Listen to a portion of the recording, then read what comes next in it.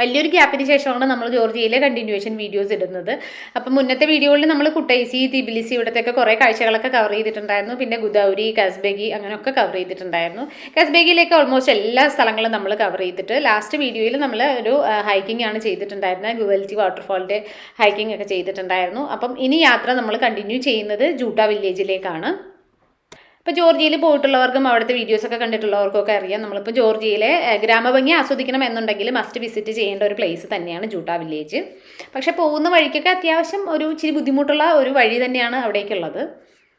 ഇതിപ്പോൾ കസ്ബെഗിൽ നിന്ന് നമ്മൾ തിരിച്ച് തിബിലിസിയിലേക്ക് പോകുന്ന വഴിക്ക് ഡീവിയേറ്റ് ചെയ്തിട്ടാണ് ജൂട്ട വില്ലേജിലേക്ക് പോകുന്നത്. ഇടയ്ക്ക് കുറച്ചധികം ഏരിയാസ് ഇങ്ങനെ അധികം ആൾതാമസമൊന്നും ഇല്ലാതെ കാണുന്നെങ്കിലും ഇടയ്ക്കിടയ്ക്കൊക്കെ ഇങ്ങനെ ചെറിയ ചെറിയ ഗ്രാമങ്ങളൊക്കെ നമുക്ക് കാണാൻ കിട്ടുന്നുണ്ടായിരുന്നു. പെട്ടെന്ന് നമുക്ക് ആ ഒരു വീട് കാണുമ്പോൾ നമ്മുടെ വയൽത്തീരത്തൊക്കെ കാണുന്ന ഒരു തറവാട് വീട് പോലെയൊക്കെ ഫീൽ ചെയ്യുന്നുണ്ടായിരുന്നു. നമ്മുടെ മെയിൻ ഡെസ്റ്റിനേഷൻ ജൂട്ട വില്ലേജ് ആണെങ്കിലും പോകുന്ന വഴിക്ക് ചെറിയ ചെറിയ ടൂറിസ്റ്റ് അട്രാക്ഷൻസ് ഒക്കെ നമുക്ക് കാണാനുണ്ട്. അപ്പോൾ അതും ഒക്കെ ഓരോന്നോരോന്നായിട്ട് കവർ ചെയ്തിട്ടാണ് നമ്മൾ പോയിട്ടുണ്ടായിരുന്നത്.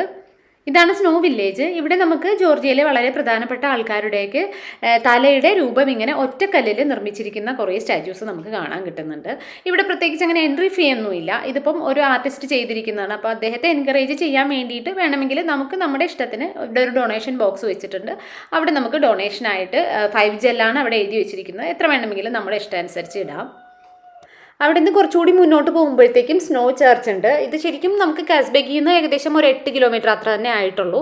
അപ്പോൾ നമ്മൾ ഇവിടെയും ഒന്ന് സ്റ്റോപ്പ് ചെയ്തിട്ടുണ്ടായിരുന്നു. ഇവിടെ നമുക്ക് ഈ ഒരു ചർച്ച് കാണാനുണ്ട്. പിന്നെ അതിനോട് ചേർന്നിട്ട് തന്നെ സ്നോ ഹോട്ടൽ എന്ന് പറഞ്ഞിട്ട് അത്യാവശ്യം ഫേമസ് ആയിട്ടുള്ള ഹോട്ടലാണ്. അപ്പോൾ അതുമൊക്കെ ഉണ്ട്.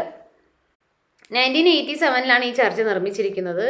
ഈ ഒരു ചർച്ചും പിന്നെ സ്നോ ഹോട്ടലും തമ്മിൽ വലിയ ഒരു ബൗണ്ടറീസ് ഒന്നുമില്ല. ഏകദേശം ഒരേ കോമ്പൗണ്ട് പോലെ തന്നെയാണ് വരുന്നത്. ഇൻ ബിറ്റ്വീൻ ഇടയ്ക്ക് കുറച്ചിങ്ങനെ ആപ്പിൾ മരങ്ങളൊക്കെ ഉണ്ട്. നമ്മുടെ നാട്ടിലൊക്കെ മാങ്ങയുടെ സീസൺ വരുമ്പോൾ മാമ്പഴം കൊഴിഞ്ഞു കിടക്കുന്ന പോലെയാണ്, നിറയെ ആപ്പിളൊക്കെ ഇങ്ങനെ കൊഴിഞ്ഞു കിടക്കുന്നുണ്ടായിരുന്നു. സിറ്റിയിൽ നിന്നൊക്കെ മാറിയിട്ട് അത്യാവശ്യം ഒരു കാമായിട്ടുള്ള ഏരിയയിലൊക്കെ സ്റ്റേ ചെയ്യണം എന്നുള്ളവർക്ക് പറ്റിയ ഒരു ഓപ്ഷനാണ് ഈ ഒരു സ്നോ ഹോട്ടൽ. ഇതിൻ്റെ ബാക്കിൽ ഫുള്ളായിട്ട് മൗണ്ടെയിൻസ് വരുന്നത് കാരണം ഇപ്പം മോർണിംഗിലൊക്കെ വേണമെങ്കിൽ ഹൈക്കിങ്ങിന് ഇവിടെ തന്നെ ചെയ്യാവുന്നതേ ഉള്ളൂ. അതുപോലെ തന്നെ ഇതിന് ഫ്രണ്ടിലായിട്ട് തന്നെ ഒരു നദി വരുന്നുണ്ട്. പിന്നെ സ്നോ കാസിൽ എന്ന് പറഞ്ഞിട്ട് ഒരു ഫോർട്രസ് വരുന്നുണ്ട്. അപ്പോൾ അതുമൊക്കെ നമുക്ക് ഇവിടുന്ന് ശരിക്കും നടന്നു പോകാവുന്ന ഡിസ്റ്റൻസിലാണ് വരുന്നത്. ഇതാണ് ചക്കേരി റിവർ. ഞാൻ കറക്റ്റായിട്ടാണ് പ്രൊനൗൺസ് ചെയ്യുന്നതെന്ന് വിചാരിക്കുന്നുണ്ട്. ഇതിനോട് ചേർന്നിട്ട് തന്നെയാണ് ഈ ഒരു ഫോർട്ടസ് വരുന്നത്. ഈ ഫോർട്ടസിൽ നിന്ന് നോക്കിക്കഴിഞ്ഞാൽ കസ്ബെഗിയും ഈ മൗണ്ടെയിൻസും ഒക്കെ നന്നായിട്ട് കാണാൻ പറ്റുമെന്നാണ് പറയാം. അപ്പം നമ്മൾ എന്തായാലും ഫോർട്ടസിലൊന്നും കയറിയിട്ടുണ്ടായിരുന്നില്ല. നമ്മുടെ മെയിൻ ഡെസ്റ്റിനേഷൻ ജൂട്ട വില്ലേജ് ആണ്. പിന്നെ ഈ നദിയിലെ വെള്ളം മൗണ്ടെയിൻസിൽ മഞ്ഞുരുകിയിട്ട് വരുന്നതനുസരിച്ചിട്ടാണ് ഇവിടുത്തെ ഈ ഒരു വാട്ടർ ലെവൽ വരുന്നതെന്നാണ് പറയുന്നത്. സ്നോ വില്ലേജിൽ നിന്ന് ഏകദേശം ½ ആൻ അവറാണ് ജൂട്ട വില്ലേജിലേക്ക് കാണിക്കുന്നുണ്ടായിരുന്നത്. പിന്നെ കുറച്ച് ദൂരം കൂടിയൊക്കെ ഡ്രൈവ് ചെയ്ത് കഴിയുമ്പോഴത്തേക്കും നമുക്ക് കുറച്ച് അഡ്വഞ്ചർ ഡ്രൈവ് പോലത്തെ ഒരു റോഡൊക്കെ എത്തിയിട്ടുണ്ടായിരുന്നു. ശരിക്കും താഴേക്ക് നോക്കിക്കഴിഞ്ഞാൽ നന്നായിട്ട് പേടിയാവുന്ന ഒരു റോഡാണ്. നന്നായിട്ടുള്ള ഡീപ്പ് ഏരിയ ആണ്. പിന്നെ നമ്മൾ താഴേക്ക് നോക്കാണ്ടിരുന്നാൽ മതി. നമ്മൾ ശരിക്കും ഈ ഒരു മൗണ്ടെയിനൊക്കെ നോക്കിയാണ് യാത്ര ചെയ്യുന്നതെങ്കിൽ അസാധ്യ ഭംഗിയുമാണ്.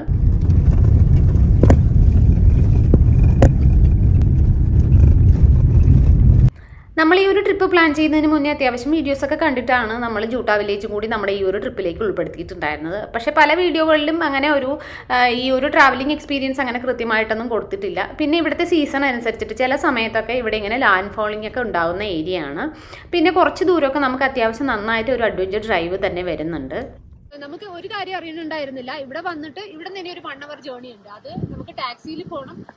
പോയിട്ട് നടന്ന് ഇങ്ങനെ കുന്ന് കയറിയിട്ട് അതിന് മുകളിൽ കയറിയാണ് നല്ല വ്യൂസ് വരിക. നമ്മൾ വരുന്ന സമയത്ത് നമ്മൾ അങ്ങനെ അധികം വണ്ടികളൊന്നും കണ്ടിട്ടുണ്ടായിരുന്നില്ലെങ്കിൽ നമുക്ക് മുന്നേ വന്ന വണ്ടികളൊക്കെ ഇവിടെ പാർക്ക് ചെയ്തിട്ടുണ്ട്. ഇവിടെ നിന്ന് നമുക്ക് ജീപ്പ് പോലെയുള്ള വണ്ടികൾ നമുക്ക് വാടകയ്ക്ക് എടുക്കാം. അപ്പോൾ അതിന് കുറച്ചും കൂടി മുന്നോട്ട് പോയിട്ട് അവിടെ നിന്നാണ് വാടകയ്ക്ക് എടുത്തിട്ട് പോകേണ്ടത്. അപ്പോൾ നമ്മൾ ഇനിയിപ്പം ട്രാവൽ ചെയ്ത് അവിടെ ചെന്നാലും നമുക്ക് അത്യാവശ്യം ഹൈക്കിംഗ് ഒക്കെ ഉണ്ട്. രാവിലെ തന്നെ നമ്മൾ ഓൾറെഡി ഒരു ഹൈക്കിംഗ് കഴിഞ്ഞിട്ടാണ് വന്നിട്ടുള്ളത്.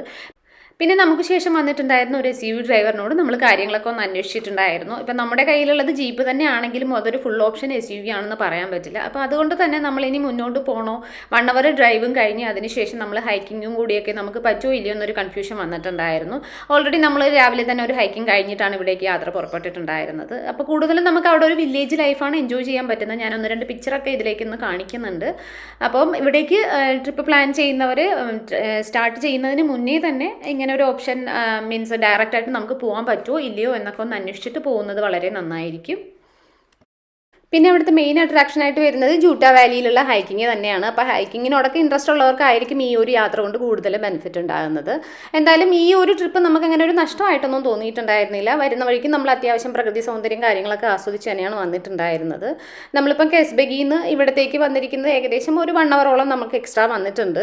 അപ്പോൾ നമ്മളിനി തിരിച്ച് നമ്മളുടെ യാത്ര സ്റ്റാർട്ട് ചെയ്തിരിക്കുന്നത് കുട്ടൈസിൽ നിന്നായിരുന്നു. കുട്ടൈസിൽ നിന്ന് നേരെ തിബിലിസിയിലേക്ക് വന്നിട്ടുണ്ടായിരുന്നു. അവിടുത്തെ ഓൾഡ് തിബിലിസി കാര്യങ്ങളൊക്കെ എക്സ്പ്ലോർ ചെയ്തിട്ടാണ് നമ്മളിപ്പം കെസ്ബെഗിക്ക് വന്നിട്ടുണ്ടായിരുന്നത്. അപ്പോൾ തിരിച്ചുള്ള യാത്രയിൽ നമ്മൾ തിബിലിസി സിറ്റിയിലേക്ക് ടച്ച് ചെയ്യാണ്ട് മെറ്റ്സ്കേത്ത എന്ന സ്ഥലത്താണ് സ്റ്റേ ചെയ്യാൻ ഉദ്ദേശിക്കുന്നത്.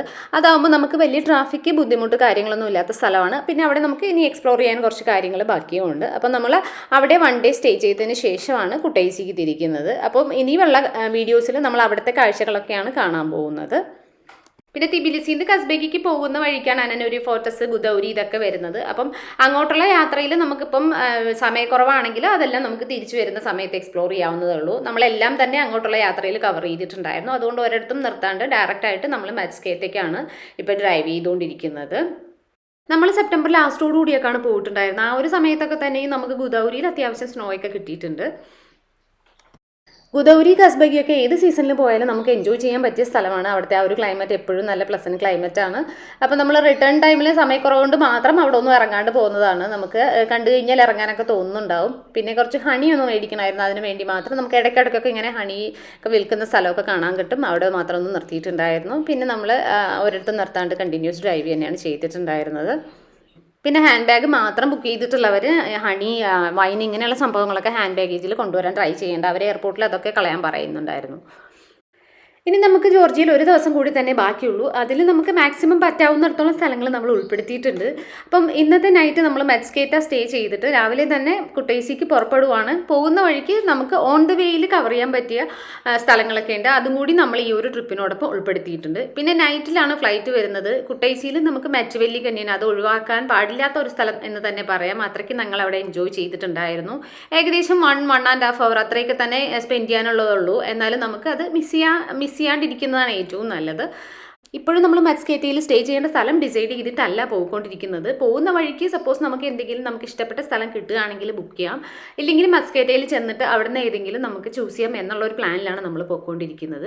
പക്ഷേ ഞങ്ങൾ ലാസ്റ്റ് ഇയർ ആണ് പോയത്. പക്ഷേ ഇപ്രാവശ്യം എല്ലാവരും എല്ലാ ദിവസത്തെയും ഹോട്ടൽ ബുക്കിംഗ് ഒക്കെ എയർപോർട്ടിൽ ചോദിക്കുന്നുണ്ട് എന്ന് കേൾക്കുന്നുണ്ട്. ഞങ്ങൾ പോയ സമയത്ത് ഇങ്ങനെ ഒരു പ്രശ്നമൊന്നും ഉണ്ടായിരുന്നില്ല. അതുകൊണ്ട് തന്നെ നമ്മൾ മെറ്റ്സ്കേത്തയിൽ ചെന്നിട്ട് അവിടെ നിന്ന് അന്വേഷിച്ചിട്ട് ഇഷ്ടപ്പെട്ട ഒരെണ്ണം നമ്മൾ ചൂസ് ചെയ്യാണ് ചെയ്തിട്ടുണ്ടായിരുന്നത്. പിന്നെ കസ്ബെഗിലോട്ട് പോകുന്ന വഴിക്ക് തന്നെ നമ്മളിങ്ങനെ ഇടയ്ക്കിടയ്ക്ക് ഇങ്ങനെ ഹോട്ടൽസൊക്കെ കാണുകയും നല്ല ഏരിയ ആണ് നമുക്ക് ഇഷ്ടപ്പെട്ടിട്ടുണ്ടെങ്കിൽ അപ്പോൾ തന്നെ നമ്മൾ ആ ഒരു ലൊക്കേഷൻ ഇങ്ങനെ സേവ് ചെയ്ത് വെച്ചിട്ടുണ്ടായിരുന്നു. അപ്പോൾ തിരിച്ചു വരുമ്പോൾ നമുക്ക് അതനുസരിച്ചിട്ട് വേണമെങ്കിൽ ഇറങ്ങിയിട്ട് അന്വേഷിക്കാമല്ലോ എന്ന രീതിക്കാണ് നമ്മളങ്ങനെ ചെയ്തിട്ടുണ്ടായിരുന്നത്. അപ്പോൾ കൂടുതൽ ജോർജിയൻ വിശേഷങ്ങളൊക്കെ ആയിട്ട് നമുക്ക് അടുത്ത വീഡിയോയിൽ കാണാം. അതുവരേക്കും എല്ലാവർക്കും ബൈ ബൈ.